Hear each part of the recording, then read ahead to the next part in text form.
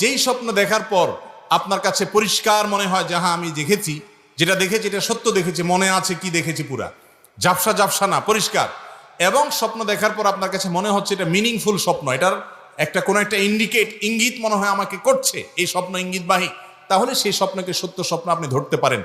যদি মনে হয় এই স্বপ্ন থেকে আমি খারাপ কোনো ইঙ্গিত পাচ্ছি, তাহলে আল্লাহর কাছে ওই স্বপ্নের ক্ষতি থেকে পানা চাইবেন, আমানতু বিল্লাহি ওয়া রাসূলি বলবেন, বাম দিকে থুতু ফেলবেন, এবং ঘুম ভেঙে গেলে উঠে সম্ভব হলে 2 রাকাত নামাজ পড়বেন। ইনশাআল্লাহ আল্লাহ তাআলা স্বপ্নের ক্ষতি থেকে বাঁচাবেন।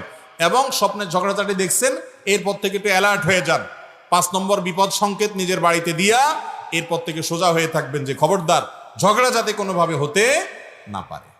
কথা কি বুঝাতে পারছি? অনেক কিছু আল্লাহ রাব্বুল আলামিন স্বপ্নে দেখান মানুষকে, ভবিষ্যতে কি ঘটতে পারে সে সম্পর্কে ইঙ্গিত দিয়ে অনেক সময় সতর্ক করেন আল্লাহ তাআলা। বিধায় সতর্ক থাকবেন। এর জন্য যে বিশেষ কিছু করতে হবে এমন কোনো কথা নাই।